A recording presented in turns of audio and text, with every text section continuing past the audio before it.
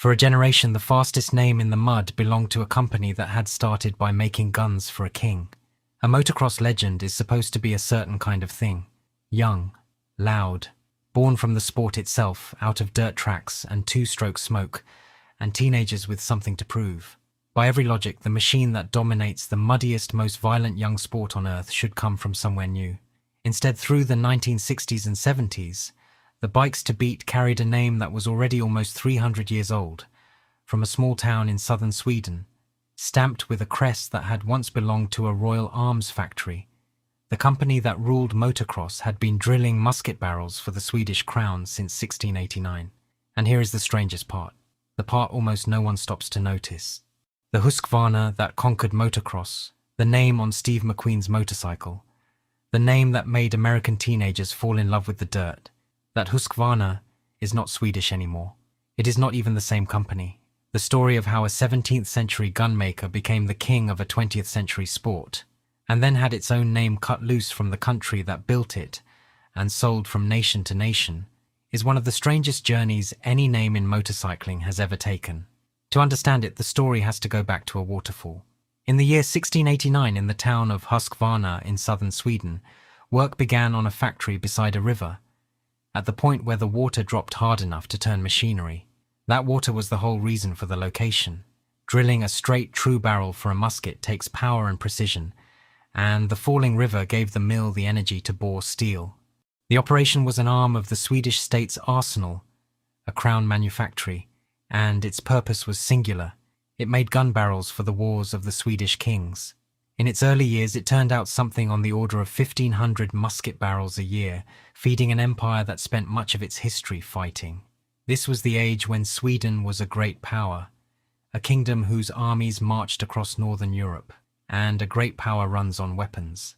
Every one of those barrels had to be bored dead straight and true, because a crooked barrel is a danger to the man holding it as much as to the enemy in front of him. That demand for precision was not a detail. It was the entire culture of the place.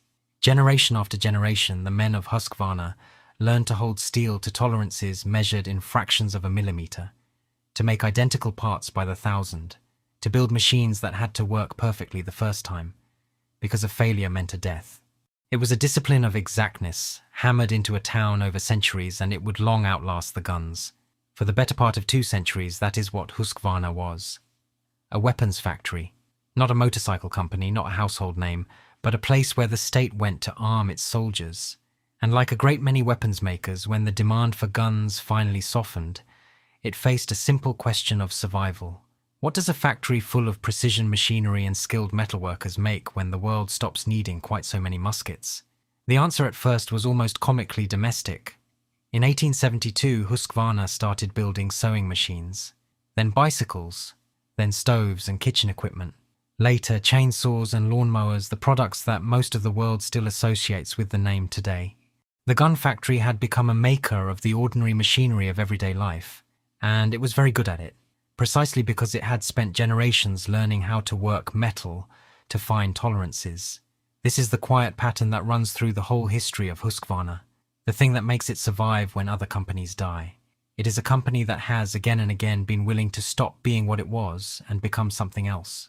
From guns to sewing machines, from sewing machines to bicycles, from bicycles to stoves and chainsaws. Each time the world moved, the factory moved with it, carrying nothing forward but its skill and its name. A weapons maker that lasts 330 years is not a weapons maker at all. It is a metalworking culture wearing a series of different products. And the motorcycle was about to be the most glamorous product it ever wore. And in 1903, almost as a footnote, it built its first motorcycle. At first, these were modest machines built around bought-in engines, and for decades the motorcycle was a minor sideline next to the sewing machines and the bicycles. There was nothing about them to suggest that this old Swedish gunworks was about to stumble into the center of a sport that did not yet exist. Because the thing that would make Husqvarna famous around the world was not really about the factory's age or its guns or its country. It was about a quiet revolution in what kind of engine wins when the ground turns to mud. And Husqvarna, almost by accident, was standing in exactly the right place to ride it. That revolution was the lightweight 2-stroke engine. To see why it mattered, it helps to understand what motocross was in the beginning. In its early years, the sport was ruled by big, heavy four-stroke machines, most of them British, powerful but ponderous, bikes that had to be wrestled around a course as much as ridden, and on ordinary roads that weight was fine. But motocross is not an ordinary road. It is mud, ruts, jumps, and sudden changes of direction, a sport where a machine is thrown sideways and hauled upright 1,000 times in a single race. In that world, the single most valuable thing a motorcycle can have is not raw power. It is a good balance of power against weight, and the ability to change direction without fighting the machine. This is exactly where the two-stroke engine had its advantage. A two-stroke fires on every turn of the crankshaft rather than every other turn, which means it makes more power for its size. It has far fewer moving parts than a four-stroke. No complicated arrangement of valves and camshafts, which makes it simpler, cheaper, and above all lighter. Take that light, punchy engine and drop it into a light steel frame, and the result is a motorcycle a rider can throw around a muddy course all afternoon without being exhausted by it. On the track, lighter and nimbler beat heavier and stronger almost every time. There was a feel to it too that riders came to love. A good two-stroke does not deliver its power in a smooth, gentle rise. It hits suddenly and hard in a rush right at the top, and on a muddy track that sudden hit could fire a rider up and over an obstacle that a heavier machine would have bogged down against. The engines were loud in a high, tearing way, and they left a haze of blue smoke and the sharp smell of burnt oil hanging over every start line. That sound and that smell became the signature of a whole era of the sport, and the machine that came to define it, more than any other, wore the crest of a Swedish gun factory. And here the story turns on a detail that is easy to miss, one that quietly undercuts the whole legend. Husqvarna's very first motocross world championship, won by the Swede Bill Nilsson in 1960, was not taken on one of these light two-strokes at all. It was won on a four-stroke, a machine that weighed around 322 pounds. The company that would become the great name in lightweight two-stroke racing began its winning at the top level with the very kind of heavy engine it was about to help make obsolete. It took a few more years for the balance to tip completely.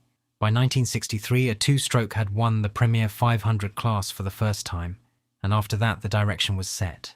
The two-stroke wave rose and Husqvarna rode the front of it, and once it did, the little Swedish gun work simply took over.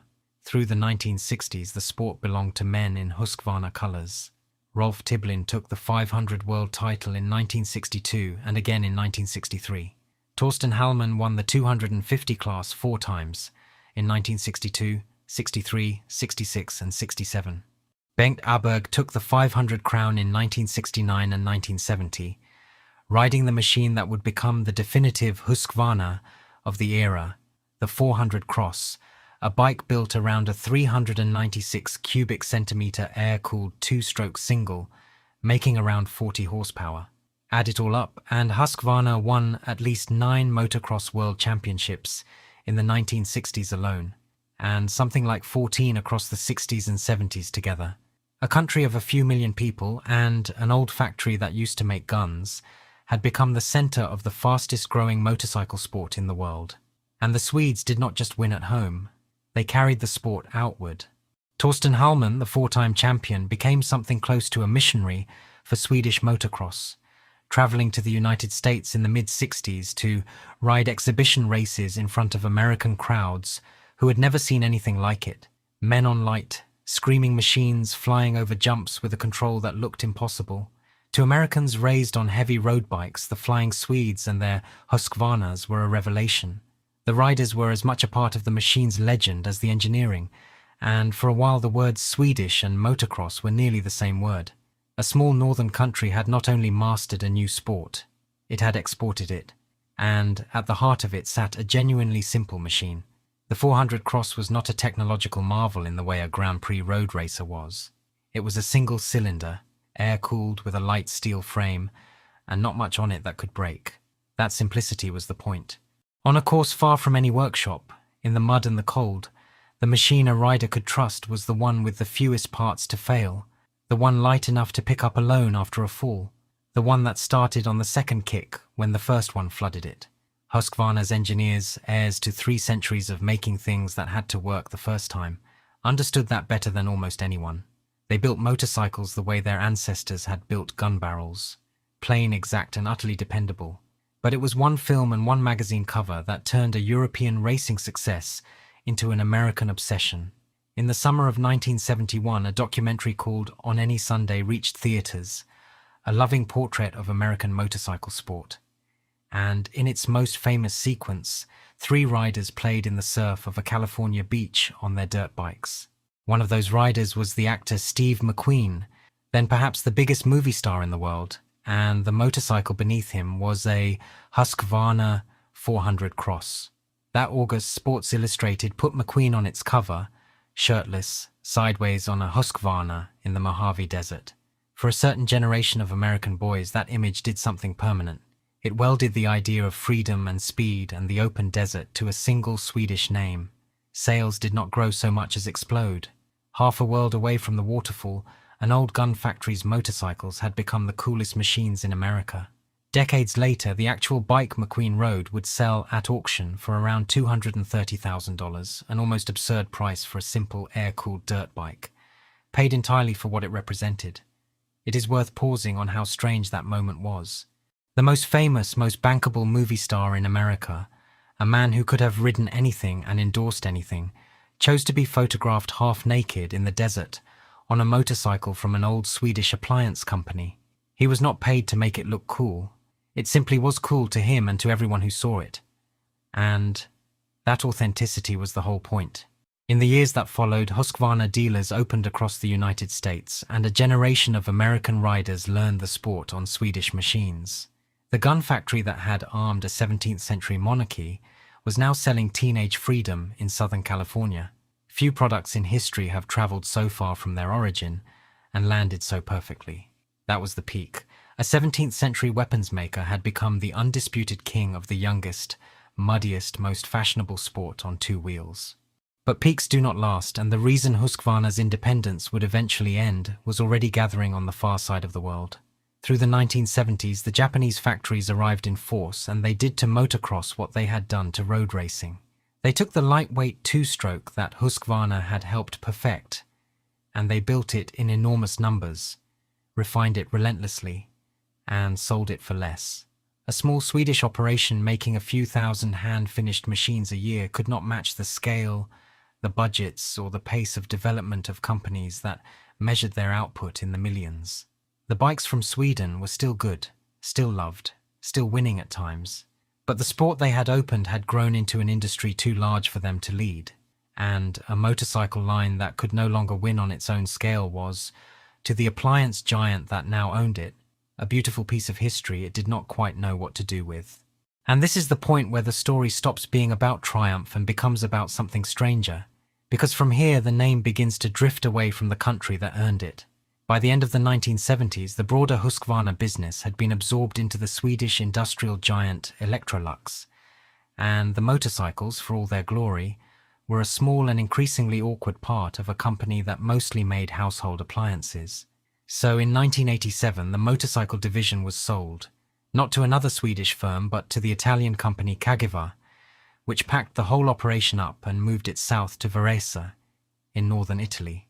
The bikes would still say Husqvarna on the tank, but the actual making of them had left Sweden, and it would never come back. From there, the name changed hands again and again, like an object being passed down a line.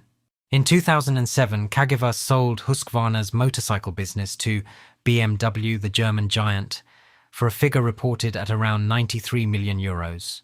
BMW held it for only a few years. In 2013, it sold the brand again, this time to the Austrian industrialist behind KTM, folding Husqvarna into the same group that builds KTM's own machines. And more recently still, control of that entire empire has passed to the Indian manufacturing giant Bajaj, which means the name that once belonged to the Swedish crown is now ultimately owned in India.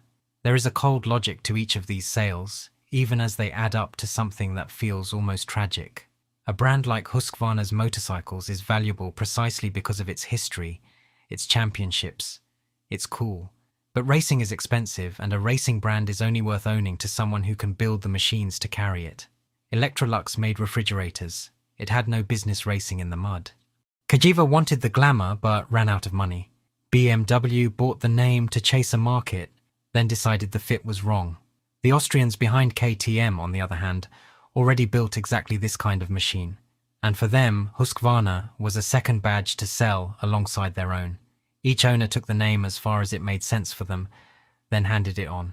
The crest kept moving because the crest was the only part that could not be manufactured. Everyone could build a dirt bike. No one could build 300 years of history. Followed to the present day, that chain arrives at the quiet paradox at the heart of this whole story. There are now in effect two Husqvarnas, and they are not the same company at all. One is Husqvarna, the Swedish group, the direct descendant of the old factory, which still stands by that same waterfall in Husqvarna, and still makes the chainsaws and lawnmowers and garden machinery that carry the name into millions of homes. The other is Husqvarna Motorcycles, an Austrian company based in the town of Mattighofen, engineered on the same platforms as KTM, and now owned through India. They share a crest and 3.5 centuries of history and almost nothing else. The motorcycle that made the name legendary has been cut loose from the country, the factory, and the people who created it.